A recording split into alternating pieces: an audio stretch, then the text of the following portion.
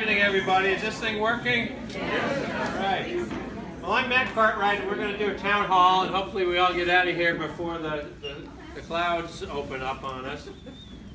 What I like to do is I like to spend about 10 minutes at the beginning and remind you of the services that we provide in case we can be of some use to you as constituents of ours. And what I have is a little PowerPoint to run through the kinds of things that we do. And April, give us the first one.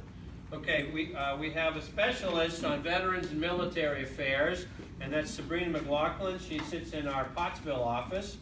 She's terrific, and she really digs in to help veterans and active duty military families sort out problems with the VA administration and with the military. One of my favorite things is military medal requests. 5 times now I've been able to, on behalf of the President of the United States, it's been my honor to award service decorations that members of the military earned but never received. And you can't believe how emotional these things get. When I gave Private First Class Joe Scheckman his Bronze Star for Valor for running messages as the Panzers were crashing through the forest at the Battle of the Bulge. Joe Scheckman was from, he went to school in Wilkes-Barre and he ran track. He was really fast. In fact, his nickname was the Hebrew Hurricane. And they still call him that in the Army. He was with the 106th Infantry, about 5 clicks north of Bastogne, when General McAuliffe was surrounded. We have General Anthony McAuliffe Highway not too far from here. That's named after him. What did he say to the Germans when they wanted him to surrender? Nuts. Nuts. It was the same time. At that time, Private First Class Joe Scheckman was running messages through the forest for the Signal Corps. And because of that, he was awarded the Bronze Star for Valor. He also got the Purple Heart and the Combat Infantryman's Badge, which if you ever see anybody wearing one of these, it's a long rectangular thing with a blue background and a silver rifle on it, and that's all it is. But if you see somebody wearing that, thank them, because they were under fire protecting your liberty. The Combat Infantryman's Badge. And I could go on about the other times we've done it, but the moral of the story is if you know somebody who was in service and did not get their service decorations, I want to know about it, because we're going to bird dog that. We're going to find those for them and go through another one of those wonderful ceremonies. And of course, the VA provides a lot of different services. They have a lot of programs. And like any other big organization, whether it's in the public sector or the private sector, they make mistakes. And that's one thing we're here to help correct. They do have congressional liaison officers at the VA, and so we can't necessarily change the result, but we can bump things up to the top of the pile so you get an answer faster. Okay? Your favorite federal agency is the IRS. There are basically 24 major federal agencies, and anytime you have a dispute or a problem or a misunderstanding with any of them that you think we can help, don't be bashful. Call us up. We're on the website, and we have a specialist that can help. Bob Morgan, my district director, sits in Scranton. He's got a fair amount of experience working with the IRS congressional liaison. The one thing to remember, if you don't remember anything else about the IRS from tonight, if the IRS thinks that you owe them money, time is not your friend. Because it could be a little bit of money, but if you let the time go, it turns into interest and penalties, and it gets higher and higher and higher. And then sometimes the only thing we can do is try to negotiate down the interest and penalties a little bit. But we're here to help, so that if you think we can help, give us a call. USCIS, United States Customs, Citizenship and Immigration Services. There are all kinds of different issues that arise with immigration services or things that happen abroad. Suppose you have grandchildren one of whom is born abroad and you don't have the proper birth certificate. We can help out with these things. Let's go to the next one, April. One of the State Department, and we have Ann Lauritzen here. Stand up and wave hello, Ann. Mrs. Lauritzen is a wizard with the State Department and Immigration Services, and one of the most frequent things that comes up is a passport renewal. So many people go on cruises, and the travel agent forgot to tell them to check and make sure their passport is up to date. And then they call us up and they say, I'm going on a cruise, I need my passport in a hurry. Oh, when's the boat leaving? 36 hours from now. And believe it or not, Mrs. Lauritzen has pulled some rabbits out of hats for these people. It may involve a little bit of pain, like they may have to go to 6 and Market in Philadelphia at 6 o'clock in the morning. But, you know, you get what you get. Social Security. This is a program that I have vowed to support and defend as your member of Congress because there are so many people that depend on it. I have 6 counties in my district. I have half in Northampton. The only county I have all of is Schuylkill County.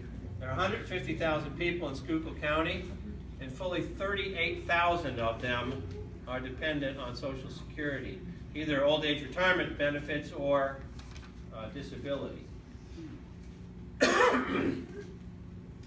And what that means is that it's a hugely important program. And in Washington, I work on ways to strengthen it and preserve it and make sure it's there. And in the district, we work on making sure it works for the people. Statistics show that about 40% of the people that are on Social Security old age retirement benefits, they are existing on that as their only source of support. Now, the average monthly benefit is about $1,305 a month. So if somebody who's living on that, you know they're living hand to mouth, and you know that if they miss a check, that's a hardship. That's an emergency. So if you know somebody that's going through that, please let us know. We are ready, willing, and able to dive in on that. And Krista Mekadon in our Scranton office specializes in that. She does a wonderful job. I don't want to let too much more time go by before I recognize the terrific mayor of Easton, standing in the back, Sal Panto.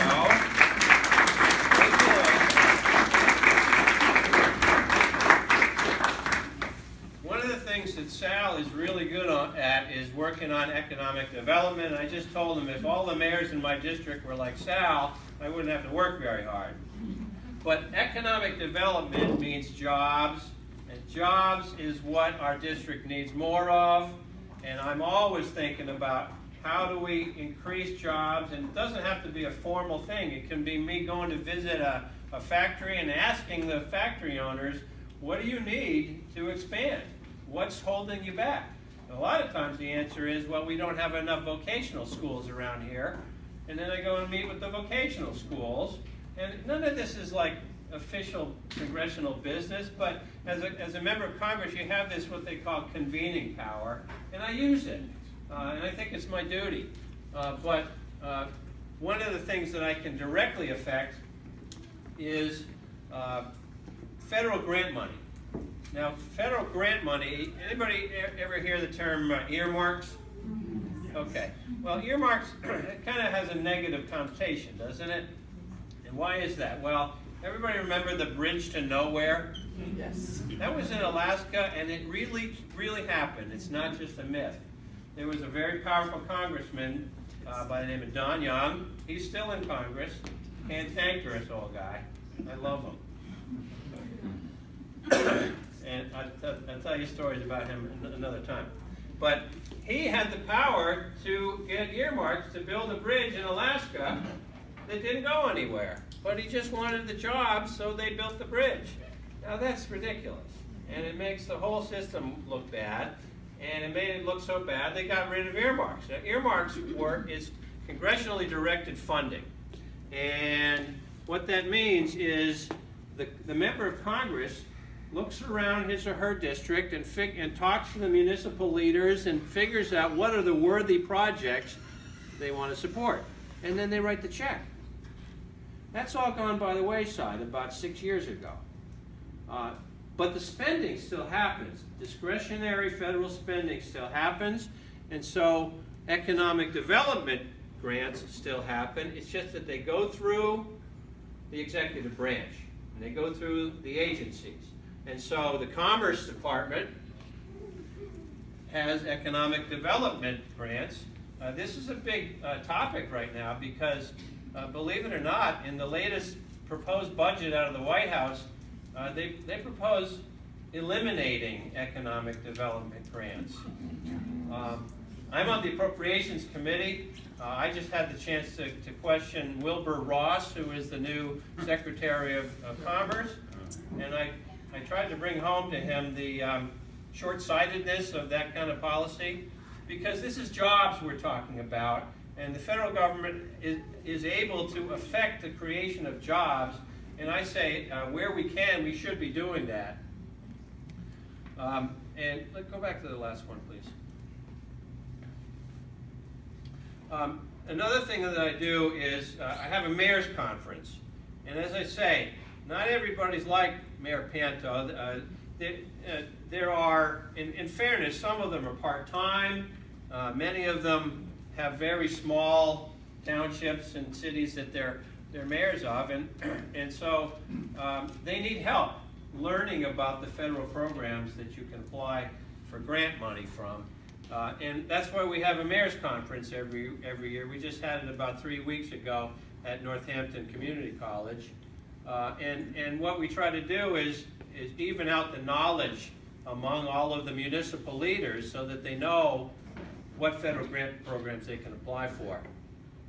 And then once they do apply for it, we kind of bird dog those applications as they go through the executive branch, make sure that the agencies know that we're behind those grants.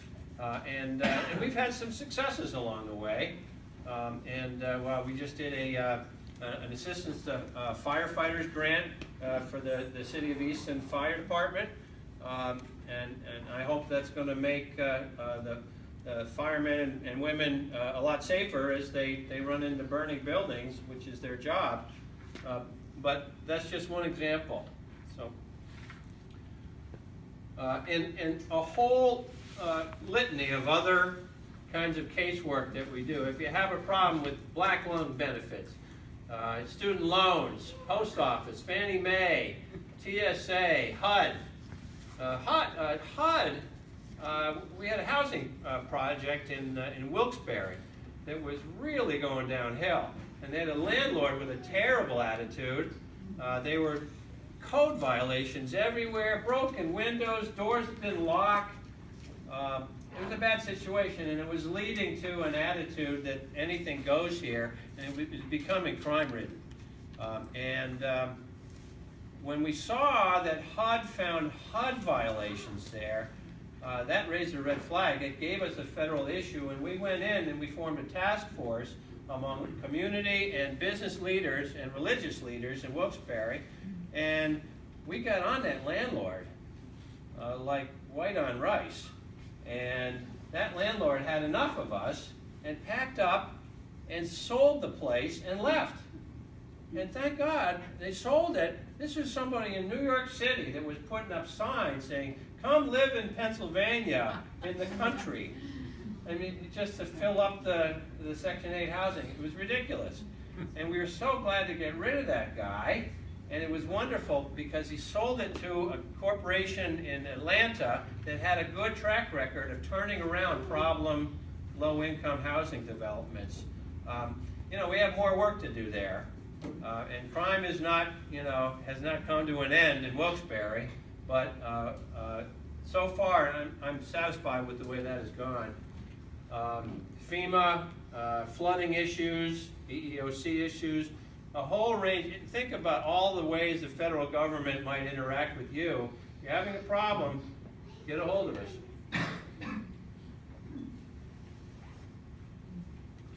Okay, and of course, we have an operation down in D.C. If you ever have the chance to come visit, I wish you would. Not enough people come visit me in Washington. I wait by the phone, nobody calls, writes. You're too busy quoting other people. Okay, and who's collecting the cards? I want to introduce everybody to my communications director, Mrs. Colleen Egan Garrity, who will now hand me the selections. All right. And what I'd like to do is get through all the written questions before we take questions from the floor. Regarding health care, why do the hospitals have so much money to put up more hospitals and urgent care facilities if they are not making too much money, which comes from us and higher premiums and high deductibles? Okay. I don't, obviously some hospitals do better than other hospitals. I used to be on a community hospital board of directors. I was on there for about 7 years, and believe me, it takes about 7 years to learn healthcare finance. And what I learned was that there's an awful lot of uninsured care that gets doled out. You know, hospitals have a duty under the law to treat people and stabilize them, at least, to come to the emergency room. And that was really a big impetus for the institution of the Affordable Care Act, because hospitals were going under. We're here in the 17th Congressional District of Pennsylvania, and in 2012, before the Medicaid expansion was accepted in Pennsylvania, we lost 2 community hospitals. This was real. I'll tell you the names. Marion Community Hospital in Carbondale, and St. Catherine's Hospital in Fountain Springs, just outside of Ashland in Schuylkill County.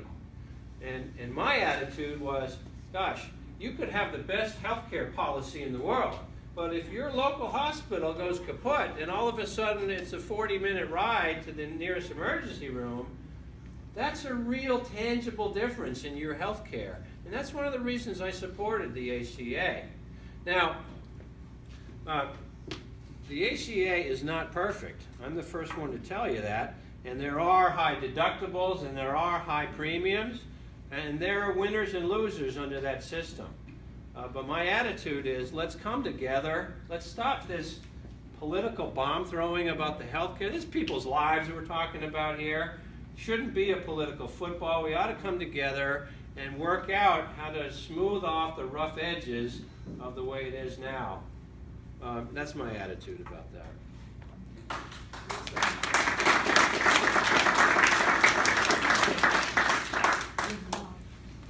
Why can't Congress enact legislation to move from their Cadillac medical bill and go on the ACA to,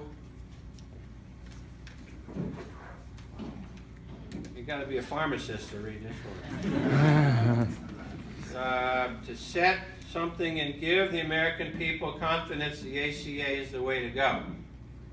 Okay, so I'm guessing that the reference to Cadillac medical bill, either that's the Cadillac tax, or a reference to members of Congress having a Cadillac health care plan. I can tell you from my own part, as I decided to support the ACA, I decided to go on the ACA myself. So my family and I are on that. I don't know how long they're going to keep me in Congress, but I don't intend to be a hypocrite, and I don't want to let anybody say I am.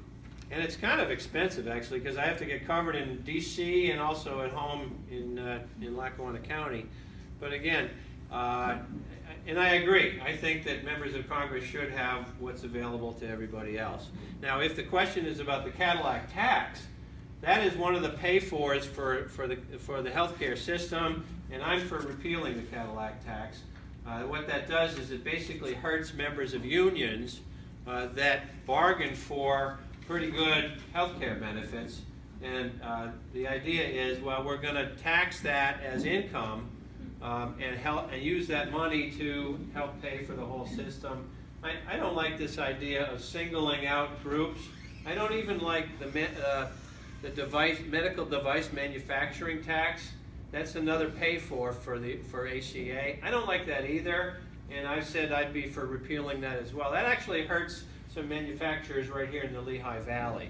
And again, I don't like this idea of singling out folks to kind of punish because of the ACA.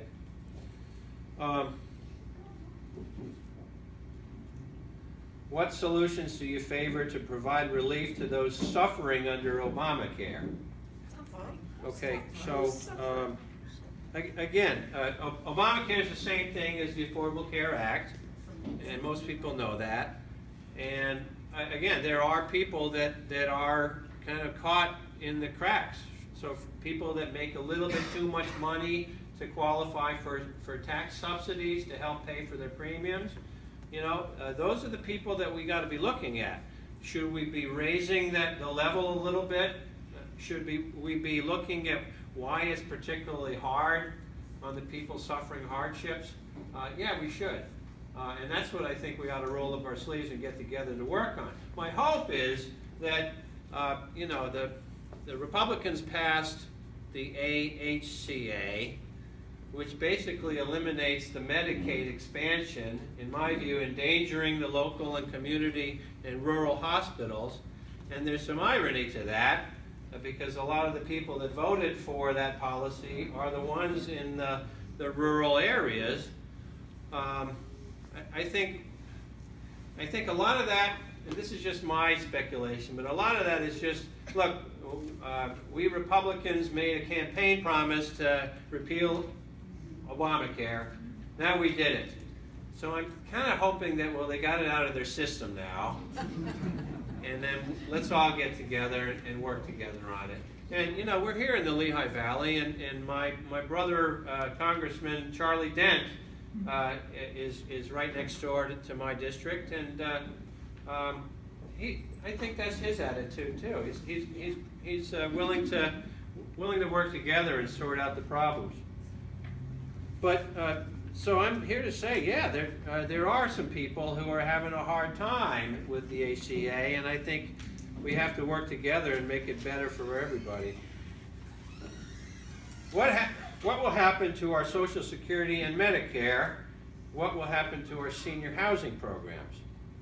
Okay, as I mentioned, one of the main priorities that I have as your member of Congress is to stand up for Social Security. I think it's a program that has worked since 1933. When I first ran, I called myself a Roosevelt Democrat, and that's one of the reasons. I like Social Security. I think it has worked for this country for many, many years. Now, of course, what's happening with Social Security is you have demographic waves. You have baby booms.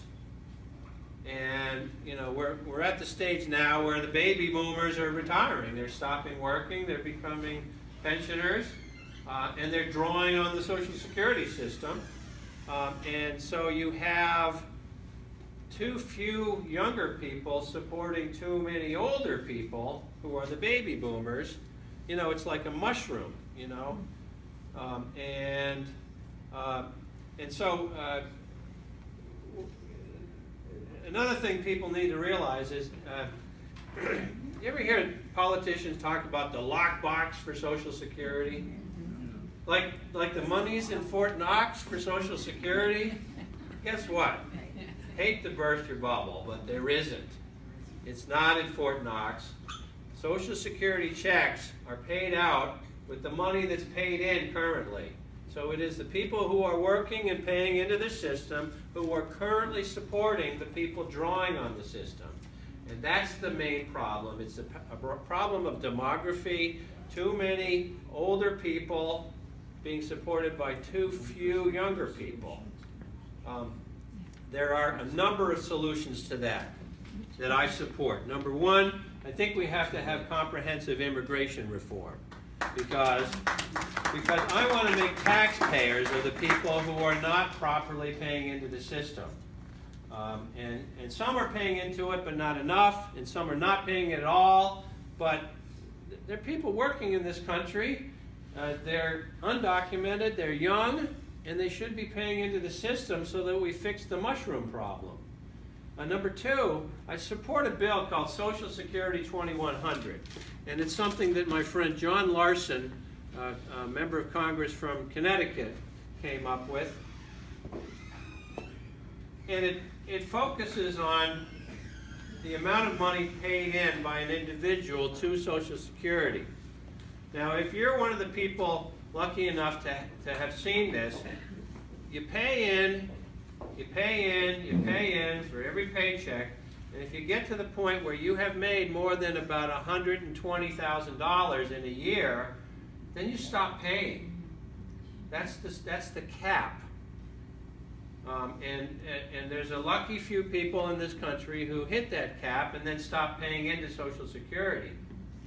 The idea behind, a lot of people say, well, just forget about the cap, raise the cap.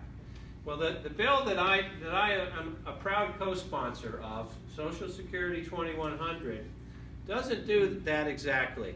It raises the cap a little bit, and then it stops until you get to about $400,000, and then you start paying in again, and there's no upper limit, so that people who can best afford continue to pay in to the system. And the accountants have scored this bill and have said that the doomsday date, you know about the doomsday date for Social Security and Medicare. They always tell, well, Social Security is going to run out of money in 2034. Well, first of all, it's not going to run out of money. It's going to go insolvent. And insolvent means you don't have 100 cents to pay for every dollar that you owe. So once they start paying 99 cents, that's insolvent. And number two, this is not a recent creature. They've been talking about the insolvency date for these programs for generations. Yes. And things affect it, like, you know, what's the interest rate doing, and how's the stock market doing, and what's the GDP. All of that affects what the insolvency date is. In point of fact, one of the reasons I liked the ACA was it pushed Medicare's insolvency date back something like 11 years, which was a good thing.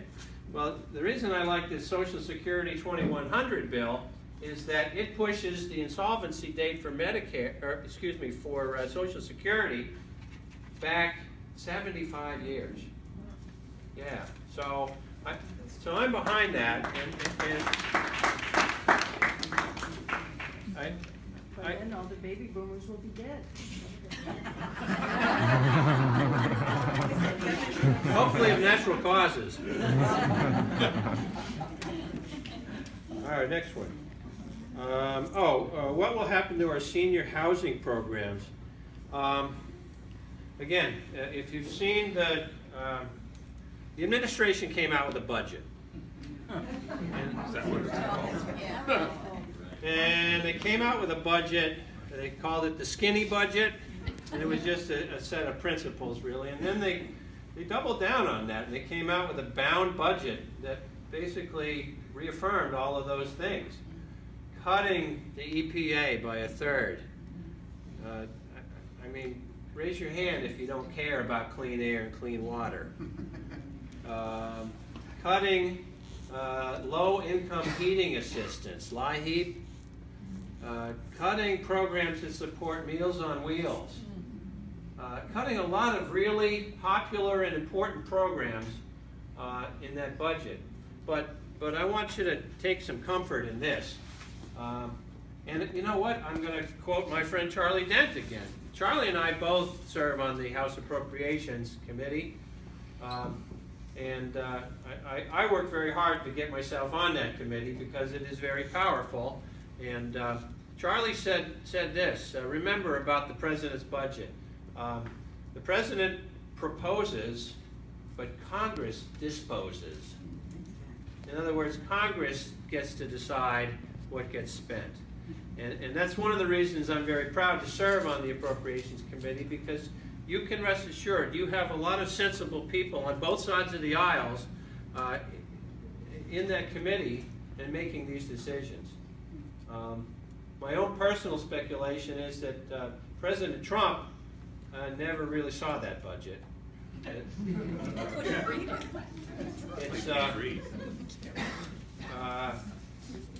and the reason I think that is because Mick Mulvaney is the director of Office of Management and Budget, and he's a right-wing, I mean, he's a fine person, okay, but his political ideology is right-wing, far-right ideologue, and wants to cut government no matter what and no matter who it hurts. And clearly, this budget has mixed fingerprints all over it. As I say, I don't think the Appropriations Committee is going to rubber stamp that. What actions can we, the citizens, best take to protect health care, public education, Social Security, food stamps, Medicaid, and immigrants? Well, I'm not going to separate them out, but I will say this. I've been in public service now for 4.5 years. It's the proudest thing that I've ever done. I'm humbled to do this job. I work for you, and I know it. And I don't put on airs, and anytime somebody has a problem, I want you to come to me, and I'm going to do my dead level best to help you no matter what. I got into this to help people, and I'm here to tell you, the best way to help yourselves as people is raise your voices. Raise your voices, because democracy works. I don't care if somebody else is trying to interfere with our elections. I don't care if somebody plays dirty politics. I know that there's too much money in politics. All of that is true, but it can never negate your voices. And so when we have things like the Citizens Climate March or the Million Woman March, people pay attention in Washington, and your voices are heard. So if you're worried about how to protect all of these programs, the number one thing for you to do is raise your voices and make yourself heard.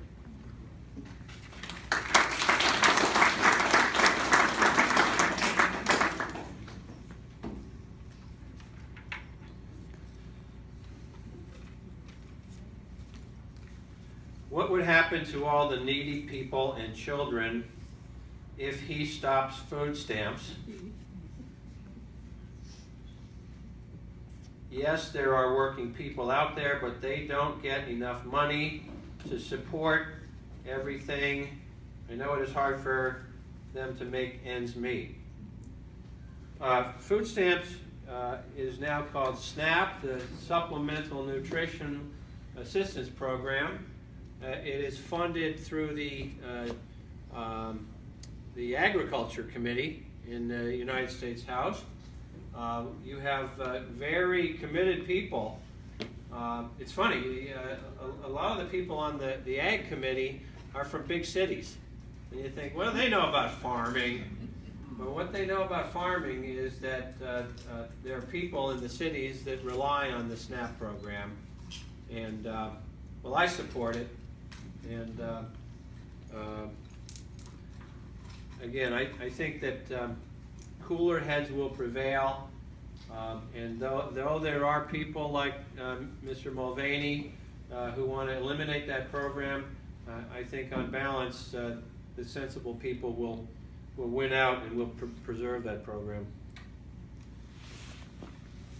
Please give suggestions for the most effective ways to impact a legislator's position. I do not support the Republican agenda, and I want to change it. Wow. when you figure that out,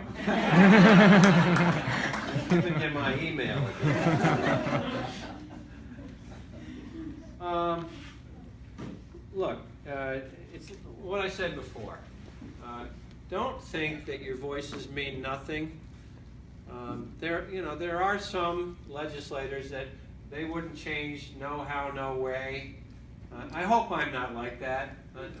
I like to say I'm not a knee-jerk anything. I like to be a practical person. And I'm here to say there are a lot of Republicans that are the same way, and I think Charlie Dent is, and I think Leonard Lance is, and I like working with those guys.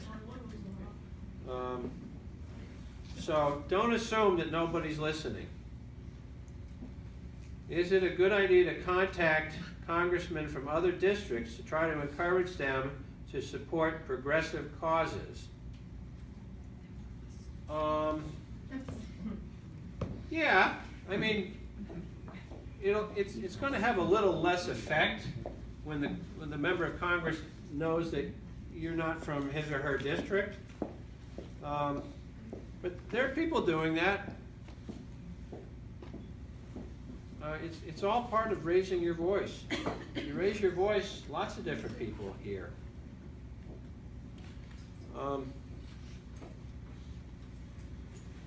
Is the Senate allowed to change the voting to 51 Senate votes to pass, or will McConnell continue it with 60 votes? I heard two different responses. Oh, it's you. Yeah, first of all, I don't work in the Senate, so don't blame me for all of their weird rules. They have this filibuster rule in the Senate. There's 100 senators, and the filibuster rule says that you have to get 60 votes to stop debate and close the debate. And they call that the cloture rule, because they're closing debate. And that has been the rule for time immemorial in the Senate. And the idea is that they're more balanced, and they're more bipartisan that way when they pass legislation. Of course, they abandon it from time to time, and they call that the nuclear option when they abandon it. And they exercise the nuclear option to confirm Judge Neil Gorsuch as a justice of the U.S. Supreme Court. But they didn't abandon that for regular legislation. And so, what did we just pass out of the House? The AHCA, Ryan Care, just passed out of the House. Very controversial, eliminates Medicaid. I saw a report that it will cause the closure of 300 rural and community hospitals in this country. Very controversial. I'm dead against it. It goes to the Senate now, and you've heard senators talking about it, and they're saying we're not even going to look at that. Republican senators have said that. I haven't heard that they're about to abandon the 60-vote rule for that. Trump called for it this morning. Pardon me? Trump, number 45, called for it. President Trump called for the, yeah. I'm not a betting man, except on occasion, but I doubt the Senate will abandon. I doubt that they will invoke the nuclear option to pass something as unpopular as the AHCA. What about the budget? Right. Don't get me started. All right. What do you use as a barometer for voting on a bill? On what premise do you make your decisions? Wow, that's a thoughtful question. When I vote on a bill, I think about my core principles. I think about how is this going to affect, I got this from Joe Biden, who's from Scranton. How does this affect the average person on the street living at home in Scranton? Or Wilson, or Easton, how does this affect regular people at home? And I like that formula. It has been working for me. Sometimes, you know, you vote on these things that have horrible titles. I mean, there'll be the Mom and Apple Pie Preservation Act. And you look at it, and it's about allowing polluters to pollute more. And you think, how dare they can name it whatever they want. And you'll say, well, how could Cartwright vote no on Mom and Apple Pie? Well, that's how. All right. How much power does Congress have to prevent the dismantling of the EPA and prevent repeal of environmental regulations? Okay. Congress has a lot of power. And you will hear me raising my voice over the next several months in the Appropriations Committee, clamoring to protect the Environmental Protection Agency. And you know, when you're talking to your friends and neighbors and relatives about this, I don't like to use the word regulation. I like to use the word protections. And I don't even like to use the word environment. I talk about clean air and clean water. That's what everybody wants. They want protections for clean air and clean water. And that's why I have introduced a lot of legislation to remove loopholes in clean air and clean water laws that go back to the 70s. There are loopholes for oil and gas drilling. Why do they need loopholes for oil and gas drilling? Like they're not likely to pollute anything? Yeah. Or like they don't have the money to comply with the same protections that every other industry complies with? That's my own point of view. I feel very strongly, that is a core value for me, for protecting clean air and clean water. And so I will be raising my voice on behalf of the protections for those things. Under the budget that's proposed, EPA gets cut by 31%, and it's pretty simple. When you slash the jobs of the people that are out there protecting your air and your water, your air and your water are going to get dirtier. Simple.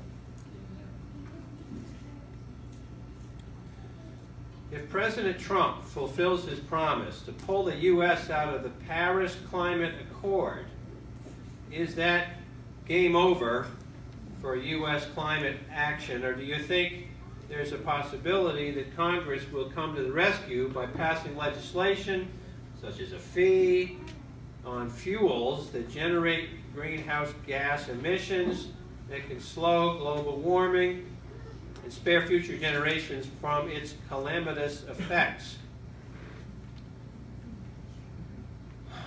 I had some hope that President Trump, he was saying some things about evolving on climate change. Climate, you pretty much have to be a science denier to deny that climate change is real. And it's a sad state of affairs when the U.S. has to take a back seat to all of the other developed nations of the world, including China, on this. And my own view is that our nation should be a leader in this and many other things. My own view is that the United States is a leader in the world, and the world is safer when we lead, whether it's on climate change or any other issue. And I worry that retracting and pulling back and engaging in isolationism will make this world a more dangerous place. And climate change is just one example of that. What can Congress do? Congress could do a lot, but the problem is the folks that worry about climate change are not in control of either the House or the Senate. So Congress change is something that I'm hoping for.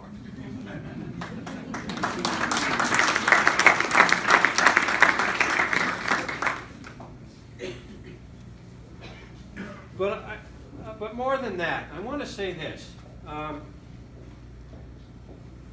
It's not just politicians and the public sector who talk about climate change and its calamitous effects. It's also the military. The leaders of the Navy know very well about extreme weather events escalating and increasing because of global warming. They have to plan for it. They have to think about what's going to happen to the fleets because of the extreme weather events. And the Army's the same way. I've heard this. And it's not just the military. It's also the private sector. Go on the websites of Fortune 500 corporations and look at how many of those corporations have taken green climate pledges. They understand that these changes are at work. They understand that people want them to be responsive to it. And in the end, I believe it's the private sector. It is the corporations, it is the business world that will bring those Republicans who are climate deniers into the fold.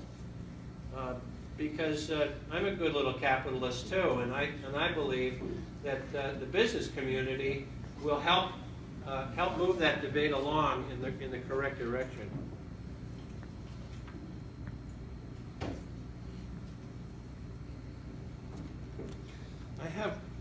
Somebody showed up with a typewritten question. I think I better answer that one. This is meant to be a serious question. In your opinion, what is Trump's end game? Destabilization of Europe / U.S. relations to aid Russia and his relationship with Putin. Gain personal wealth for himself and his family.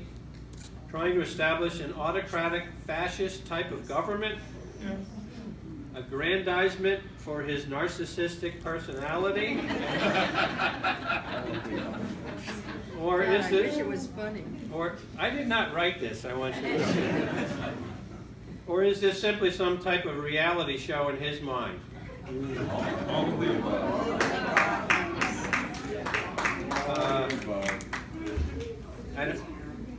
I don't know. I don't know.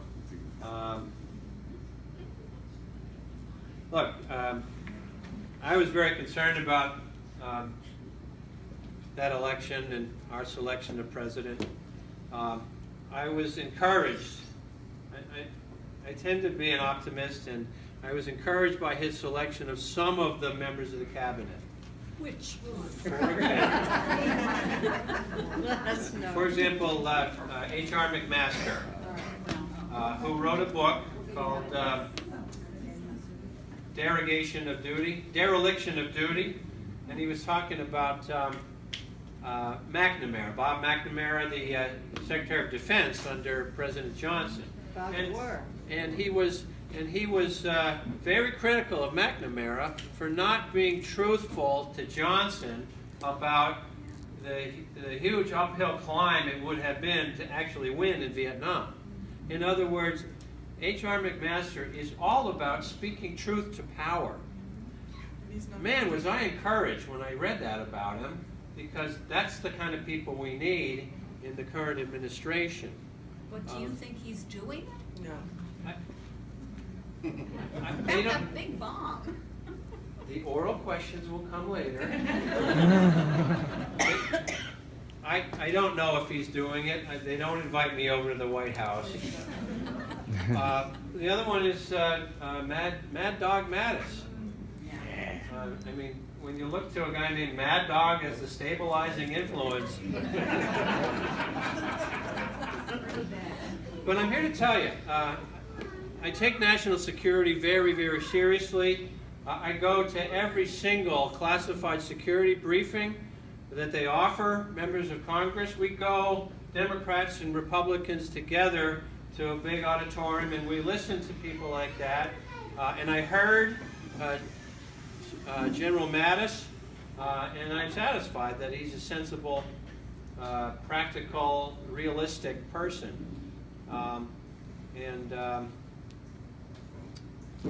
So there are some rays of hope there. Voter turnout during the last primaries in Wilson Borough was between 8 and 12%. How do you intend to increase voter engagement, especially in these testing times? Why are not people voting? I refer you back to my earlier comment. Raise your voices, get engaged. Look, that million-woman march that they had in Washington, D.C., it made a tangible difference among Democrats and Republicans. You can just about feel it. The change in the attitude of people. Get out there and vote, and get out there and be heard. I can't stress that enough. And I would be really surprised in the current atmosphere if the turnout in any election is 8 to 12%. People are starting to realize how important it is to make your voices heard. And this is why I have town halls, to listen to you. Because that's what representation is, isn't it? Can you recommend a good source for non-false news? Disillusioned with the New York Times, reading Claude Taylor, Louise Mensch, looks like T-Pain, etc. These days. Whom do you trust?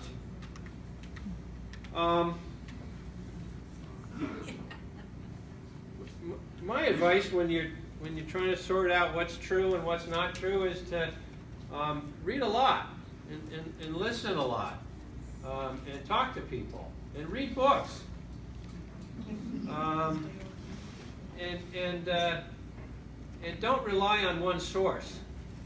I don't mean to shock you, but I'm a Democrat. And the TVs at home are not glued to MSNBC. They're not. In fact, a lot of days I don't like listening to that because you're getting one viewpoint. And I listen to Fox, and I listen to CNN, and I listen to the network news, and I read the New York Times and the Washington Post, and I read the Wall Street Journal, and USA Today.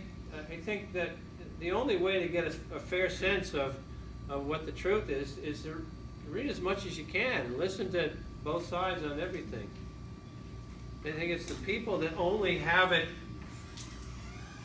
glued to one station. They're the ones that are being misled. Okay. Are the protests around the nation having an effect on Trump's proposed budget?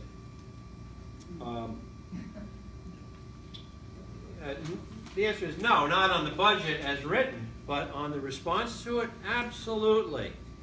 Absolutely. Now there are some districts, there's a lot of gerrymandering in this country, and the harder a district is gerrymandered, the less that member of Congress has to pay any attention to what's in the bills or what the people say at home, because they're always going to return either a Democrat or a Republican to that district. But there are an awful lot of other districts that are, that could go either way. And members of Congress, there's a lot of members of Congress that are listening to these protests, Democrats and Republicans, and they do have an effect. In fact, I can tell you that members of the Appropriations Committee specifically, I have seen members change their positions, members who were actually yelled at in town halls. Now, I'm not encouraging you to yell at me. But I've seen that happen. I'm not going to identify the member that changed his or her position, but I've seen it happen. Based on your interactions with your colleagues from the other side of the aisle, do you really think the GOP will actually adopt President Trump's draconian cuts to agencies such as EPA, Department of Education, and DOE. Oh, Department of Energy.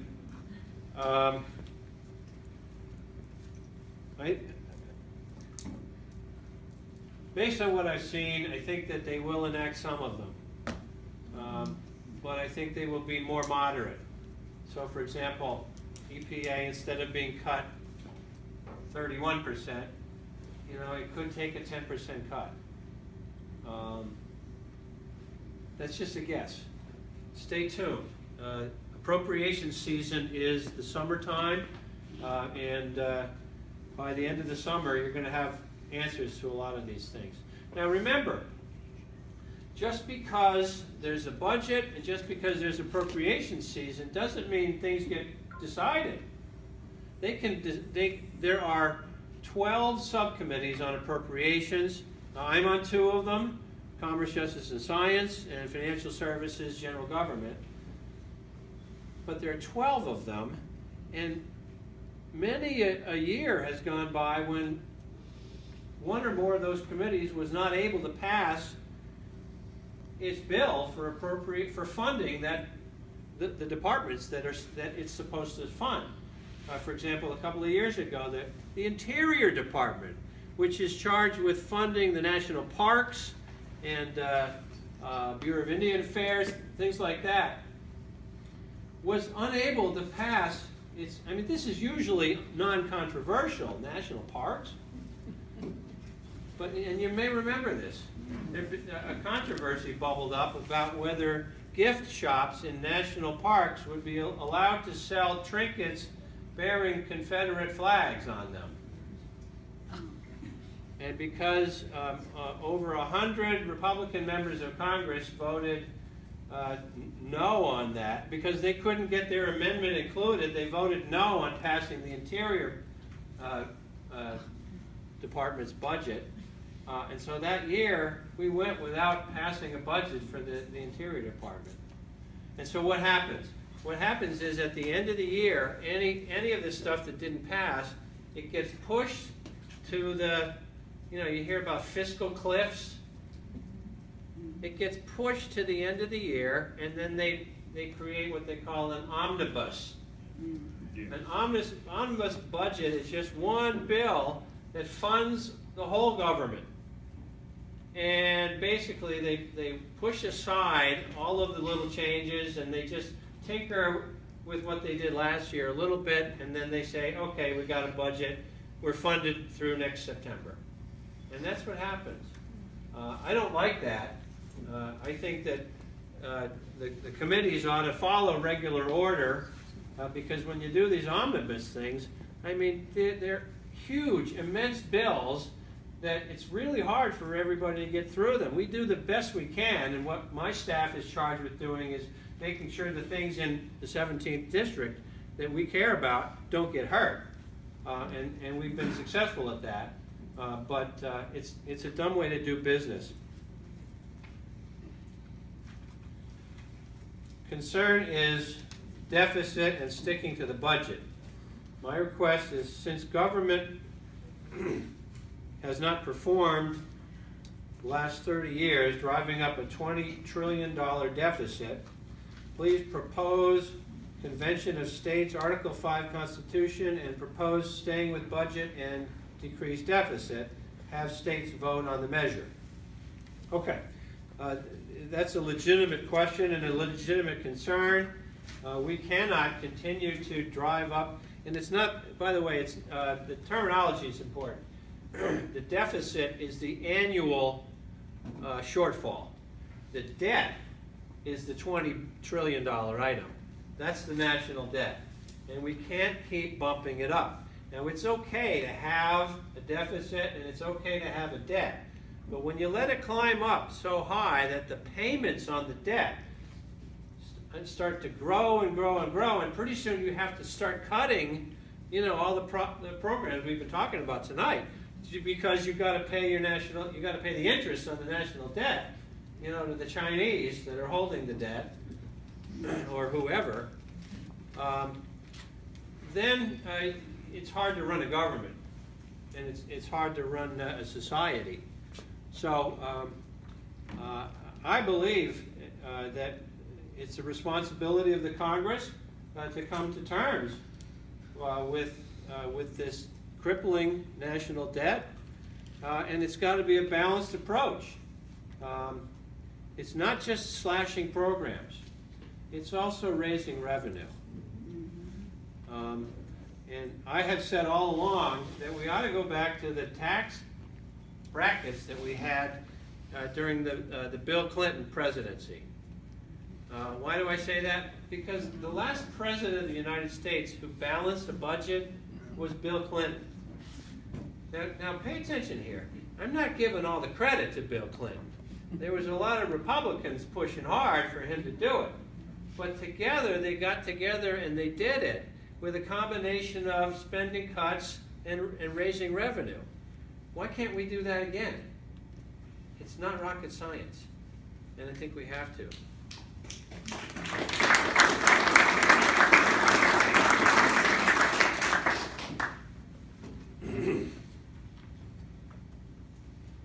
What will you do? What will you be doing to keep the $54 billion for the military from going there and redirecting it to the programs being cut?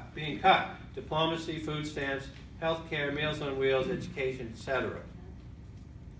Well, my own view is that I tend to agree that the military does need an increase in its budget. I'm not sure that it's $54 billion, and I don't want to see it come at the expense of these popular domestic programs. Again, what's driving this whole thing?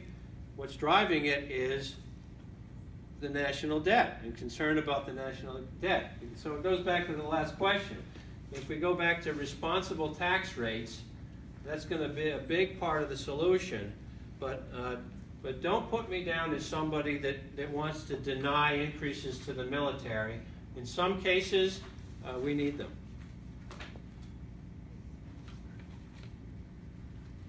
How do you plan on keeping immigrants safe from President Trump? Well,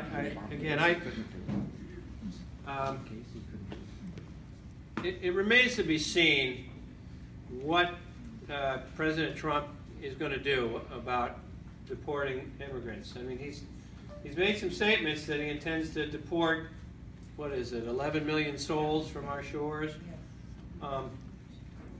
Not only is that impractical and uncaring and inhuman, but it's really, really expensive to do something like that. And again, what do I want to do? I want to make taxpayers out of those people. My Republican friends in Congress, you go into their offices, so many of them have, they have paraphernalia from universities in their districts, and then they have pictures of when they got sworn in, and then there's always, often, there's a corner, and over in that corner, there's the shrine to Ronald Reagan.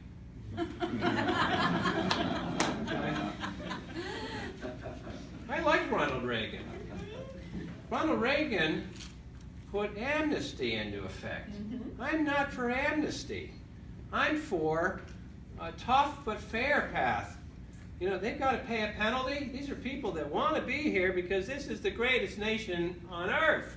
We ought to be flattered by this, and we ought to take advantage of it to help us balance our budget and reduce our national debt, and people our armed services, and a lot of good things that I think they are ready, willing, and able to do. And I don't think we've heard the last from President Trump about what he intends to do.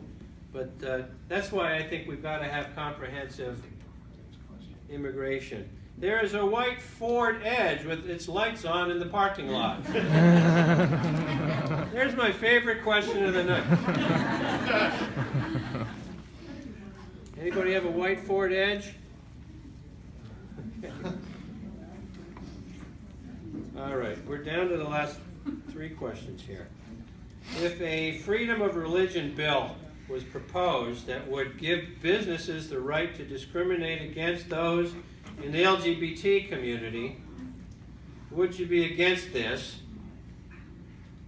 Yes. Would you stand up for equal rights for all? Yes. Easy question.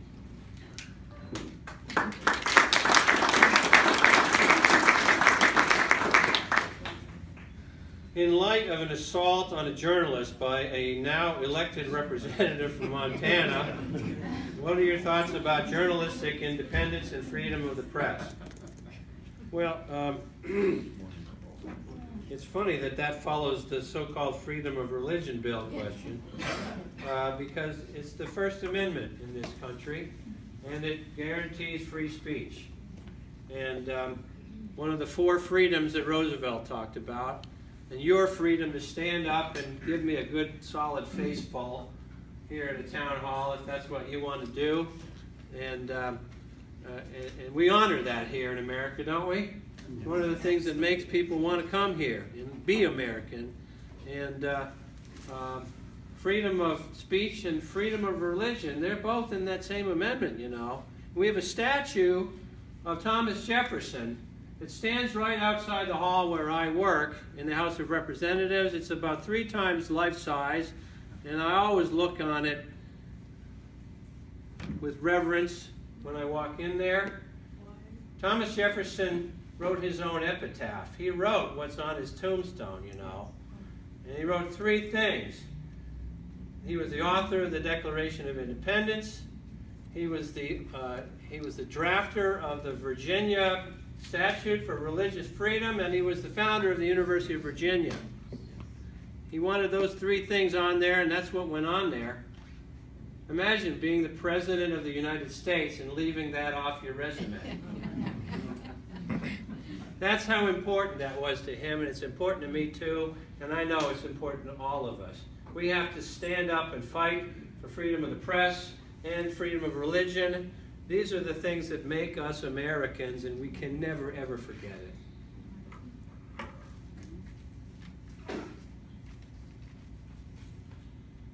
By the way, regarding that gentleman from Montana, if you were up late that night and you heard his acceptance speech, he gave a very contrite and forthright apology. I have not met him yet, but I'm going to be giving him a second chance when I meet him.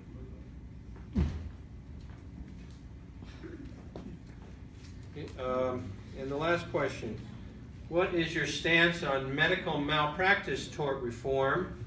Also, what is the prospect of federal money increasing to medical residencies to expand them in hopes of reducing the doctor shortage? The second part I have to look into. I mean, when you say increasing federal money right now, that's a rare bird. Yeah. In anything you're talking about in Washington. Medical malpractice tort reform I'm generally against. I trust juries. I think that if we can trust juries to decide life or death in criminal cases, we can leave it up to them to decide how much money gets awarded in civil cases of any kind. All right, I'm running. I'm gonna say I'll take 2 questions from the floor over here. Hi. You talked about doing things for the good of all people, and I believe that's what most people want.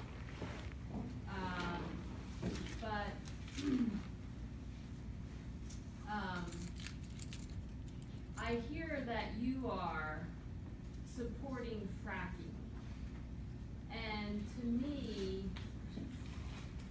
that is not a good thing. That is not doing what's best for all, since we all know that it poisons our water, it poisons our wells, it poisons So I'm wondering why it is that you support that. I know it brings in jobs, but there's also green energy that can bring in just as many jobs. So that is my question. Why are you supporting that? Well stated. Did everybody hear that? Yes. Okay. Number one, protecting the environment, protecting clean air and clean water is a core value for me, and that is why I spend so much time. I am vice chair of the Sustainable Energy and Environmental Caucus in the Congress. I started a political action committee raising money for the members of that caucus. I changed the bylaws of that caucus so that we can accept Republicans in it. I am cultivating companies to support that caucus as well. And it's clean air and clean water are things, and preventing climate change are things that I work on constantly. Now, as far as fracking, I am the author and sponsor of two bills called Cleaner and Fresher. And these bills eliminate the loopholes I told you about. Loopholes that exempt oil and gas extraction companies from the environmental laws, from the Clean Air and Clean Water Acts from the 1970s. So far, I'm getting a little traction, but not enough. I came into this office at a time when fracking had already taken hold in Pennsylvania, and so many jobs were being created in northeastern Pennsylvania that basically the horse was out of the barn. I support, right now, in the Delaware water gap, and the Delaware watershed area, that is considered a pristine waterway, and I support banning fracking in that area because it isn't there already. But as far as fracking, the other piece of it is this: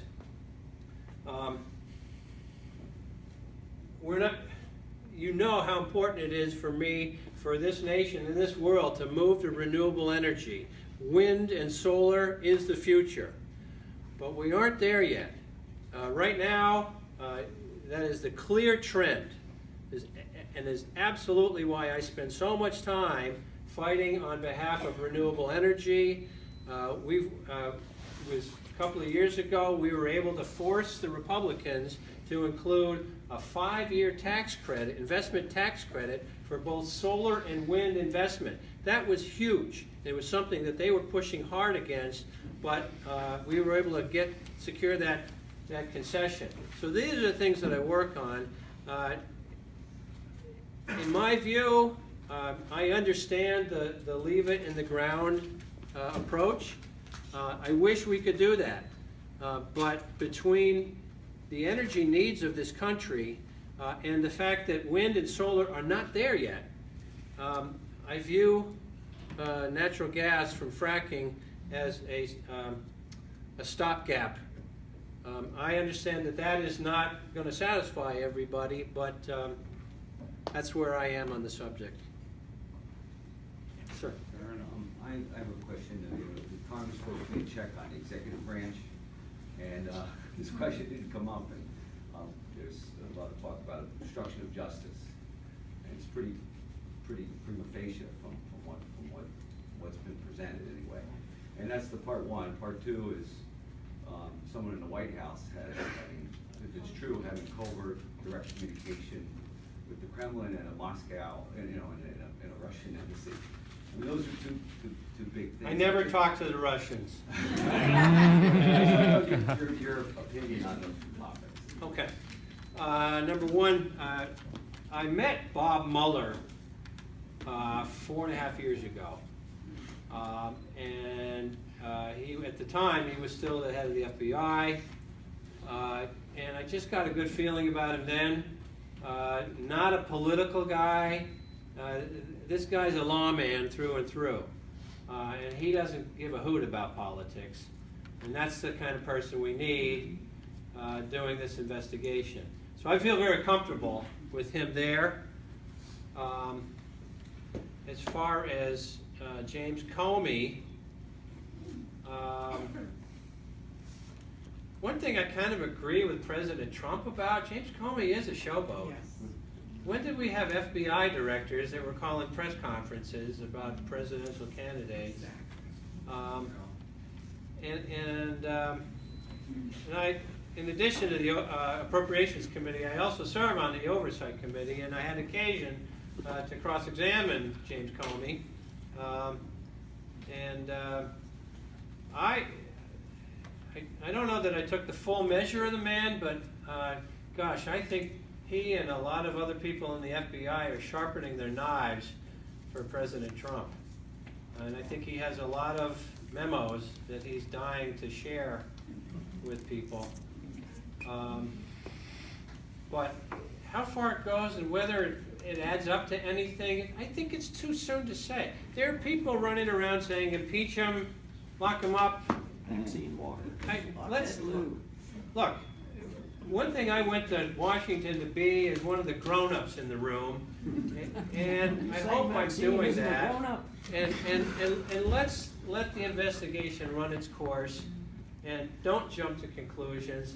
I know there's a lot of smoke there, but it doesn't necessarily mean there's fire. Radar. Okay? We're going to wrap it up, folks. Thanks for coming.